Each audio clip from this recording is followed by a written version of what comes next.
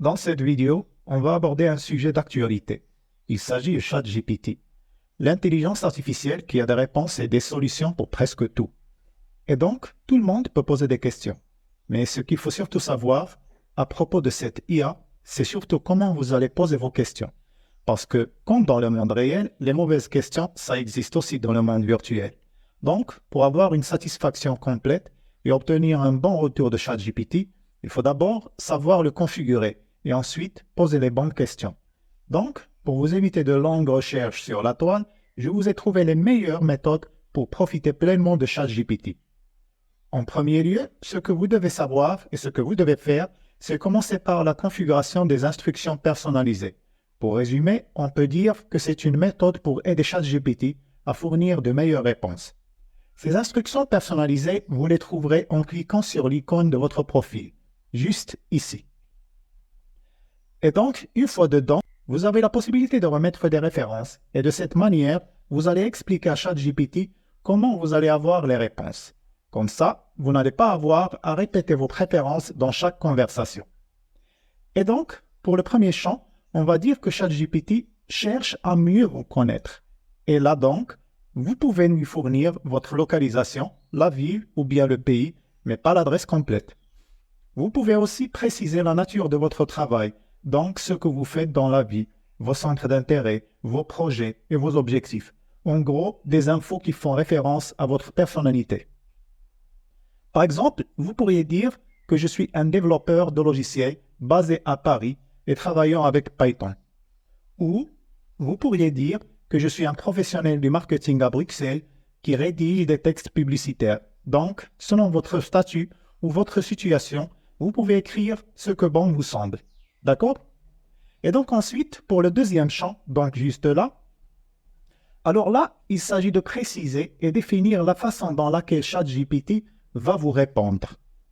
Donc, s'il doit être formel ou bien décontracté, aussi la longueur générale des réponses, s'il doit avoir des opinions sur les sujets traités ou bien s'il doit rester neutre. Et d'autres indicateurs qu'on verra par la suite de la vidéo. Cela peut vraiment faire une grande différence concernant les résultats, car vous pouvez éviter beaucoup de supprimer, modifier, ce qui est vraiment frustrant et désagréable. On va faire un exemple simple et disons que vous êtes bon pour Excel. Et vous utilisez ChatGPT pour vous aider lorsque vous êtes bloqué. Mais vous n'aimez pas avoir tant d'explications sur les solutions et les réponses. Donc, ce que vous pourriez écrire comme exemple, quand je demande des formules Excel, fournissez simplement la formule la plus efficace sans aucune explication. Et si vous êtes par exemple un programmeur et vous ne voulez pas voir toutes ces explications de programmation, vous pouvez saisir « Donnez-moi simplement le code le plus efficace avec des extraits de code sans explication supplémentaire ». C'est vraiment très utile, vous allez voir par la suite. Et donc, dans mon cas, par exemple, je vais faire un exemple avec Excel. Et donc, je vais taper ça. Quand je demande des formules Excel, fournissez simplement la formule la plus efficace sans aucune explication. Et je clique sur Enregistrer. Maintenant, allons démarrer une nouvelle discussion et je vais lui demander une formule juste pour m'assurer que cela fonctionne. Alors, disons que je suis dans Excel et j'ai du mal à mettre à jour cette formule actuellement. Elle renvoie les prix unitaires de toutes les marques qui sont supérieures à 300, donc les valeurs en noir. Mais je veux changer cela pour m'afficher tous les prix entre 100 et 300, donc les valeurs en rouge. Mais je ne sais pas comment faire pour avoir ces valeurs. Donc je vais revenir vers ChatGPT et taper dans cette case. Et je vais simplement lui dire de mettre à jour cette formule pour qu'elle me renvoie les valeurs de la colonne G qui se trouve entre 100 et 300. Et lorsque j'envoie ceci, il me fournit la solution sans aucune explication. On va tester cela.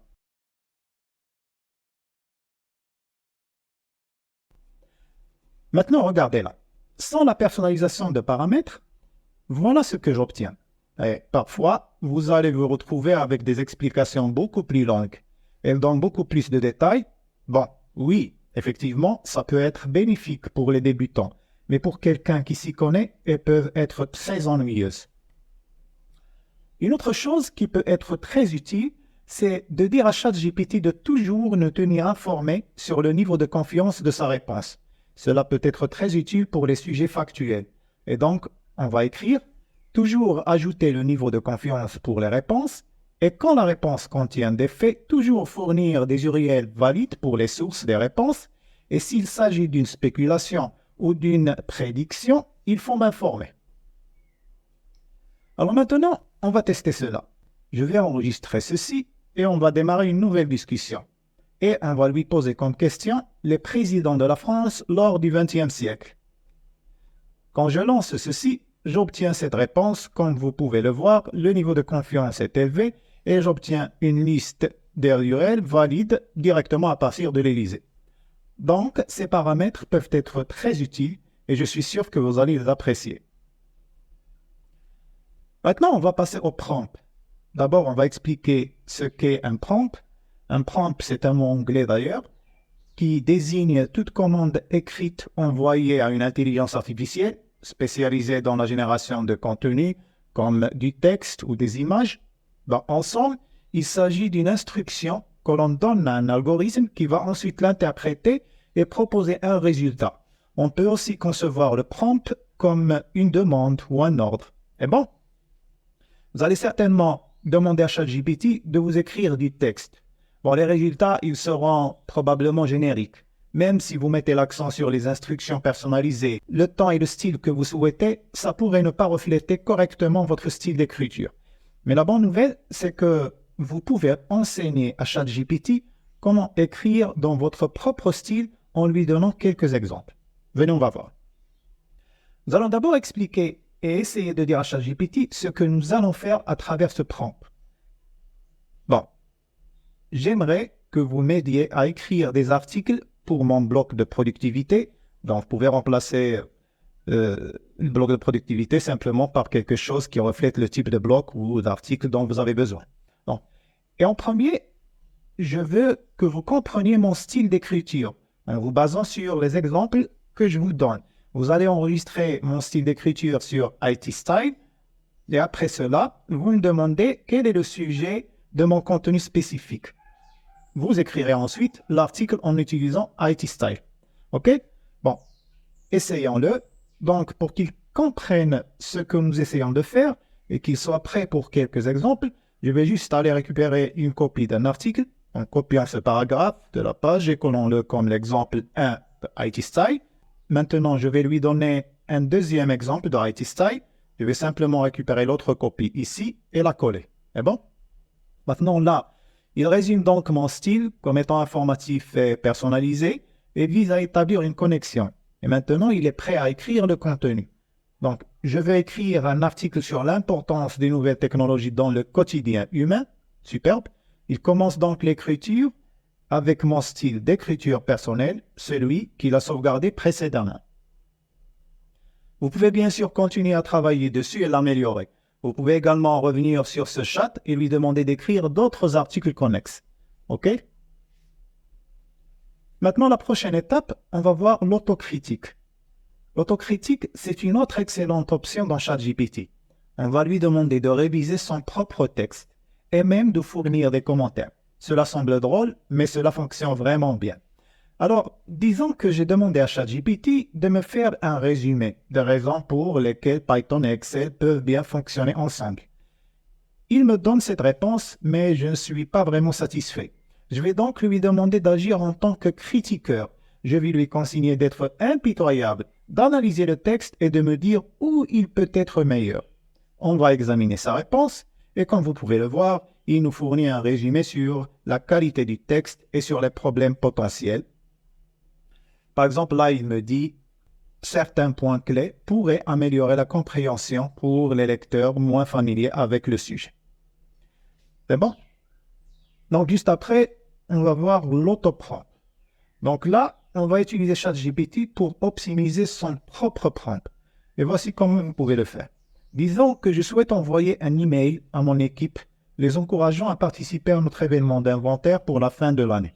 Et donc, pour obtenir le prompt parfait, je serais demandé à ChatGPT d'écrire 5 parfaits prompts de ChatGPT qui montreront vraiment la puissance de ChatGPT. Concentrer les prompts sur l'écriture d'un email à mon équipe pour les encourager à participer à notre événement d'inventaire pour la fin de l'année. Mais avant d'écrire quoi que ce soit, posez-moi des questions jusqu'à ce que vous soyez sûr de pouvoir créer des prompts. Donc naturellement là, il va nous poser quelques questions sur le sujet, les dates et les lieux, le but aussi, et d'autres informations utiles. Après avoir fourni mes réponses, j'envoie ceci et cela crée 5 possibilités. Pour moi maintenant, ce sont des prompts qui m'aideront à obtenir la meilleure réponse. Donc je vais vérifier les modèles proposés et donc j'aime mieux le numéro 3. Je vais juste lui dire de l'utiliser. Je confirme et ChatGPT commence à écrire les mails. Eh bon, on va avancer et maintenant nous pouvons voir qu'on a un joli sujet. Le ton, il est doux et décontracté et il met en évidence l'importance de l'événement,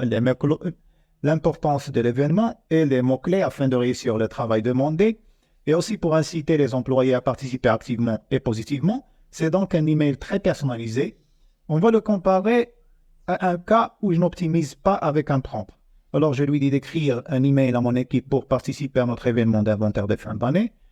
Il n'est pas surprenant alors que je vais recevoir un email très générique sur l'inventaire de la fin de l'année. Donc, comme vous pouvez le constater, l'autoprompt peut vous donner un bien meilleur résultat, mais vous pouvez également aller plus loin avec ce prompt automatique. Donc, si vous revenez à l'étape où nous avons obtenu les différents prompts, nous pourrions lui demander pourquoi tel ou tel prompt fonctionnerait bien que les autres. Cela nous donne des informations détaillées sur les raisons pour lesquelles il pense que ce prompt est efficace. Mais je ne suis pas si sûr, donc je vais lui demander quel prompt trouvez-vous meilleur. Il me dit que le prompt 3 combine efficacement les éléments clés fournis afin qu'il puisse bien fonctionner dans mon cas. Ce qui se passe souvent lorsque vous demandez à ChatGPT d'écrire quelque chose, c'est que la réponse peut être assez longue. Une façon d'éviter cela, ça sera de préciser à ChatGPT dès le début qu'il faut s'en tenir à un nombre de mots particulier. Maintenant, si c'est une chose que vous voulez dans toutes les réponses, vous pouvez l'ajouter à vos paramètres personnalisés. Sinon, vous pouvez l'ajouter à votre prompt. Prenons un exemple. Nous voulons connaître les avantages d'utiliser la fonction XLOOKUP par rapport à VLOOKUP dans Excel.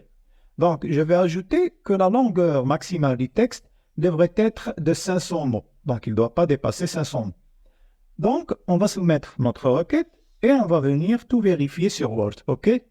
Donc, on va coller le texte et nous pouvons voir ici que nous avons moins de 500 mots. Maintenant, on a une autre alternative. C'est qu'on peut dire aussi à ChatGPT de réduire la longueur d'un texte qu'il nous a déjà donné. Donc, un bon prompt serait de dire refaire la même chose, mais d'une façon plus concise et plus brève en utilisant 60% des mots. C'est bon? Et vous pouvez essayer de le réduire encore plus, donc jusqu'à ce que vous allez obtenir le résultat que vous aimez. Maintenant, passons à la spécification du format des réponses. Parce que ChatGPT, il peut fournir des résultats en différents formats, pas seulement du texte brut. Vous pouvez donc, par exemple, lui dire que nous voulons des réponses sous forme de tableau. On va dire à ChatGPT, créer un tableau avec les vainqueurs du Tennis Open Australie entre 2010 et 2016. Les titres doivent correspondre aux années, aux gagnants et aux finalistes. Et donc, pour mieux voir notre tableau et mettre en évidence le contenu, on va utiliser le raccourci CTRL-C pour le copier et on se déplace vers une feuille Excel et on va coller le tableau avec CTRL-V. D'accord? On peut également lui dire de transformer le tableau au format CSV. Puis, tout ce que vous avez à faire, c'est de copier le code à partir d'ici et de le coller dans un éditeur de texte, puis l'enregistrer en tant qu'extension de fichier CSV. C'est bon? Maintenant, disons qu'on a un besoin, on va dire, pour notre site web. Donc, on peut demander un format HTML. On va venir tester ici. Et donc, je vais récupérer ce code et le coller dans un éditeur HTML. Puis, quand je vais consulter, on peut voir ici le tableau, mais il n'est pas bien formaté et ce n'est pas beau à voir. Je préfère avoir des bordures et des espacements. Alors, on va améliorer cela. Et donc, dans notre prompt, on va lui demander d'ajouter les bordures et l'espacement. Maintenant, lorsque je remplace le code, j'ai un tableau qui est facile et confortable à la lecture. Vous pouvez l'avoir aussi sous différents formats comme JSON, XML, et même si vous avez besoin comme bloc de données Panda, vous pouvez le faire. OK, on affiche sous forme de data frame Panda. C'est bon? Donc, c'était mes conseils pour tirer le meilleur de ChatGPT. J'espère que cela vous sera utile.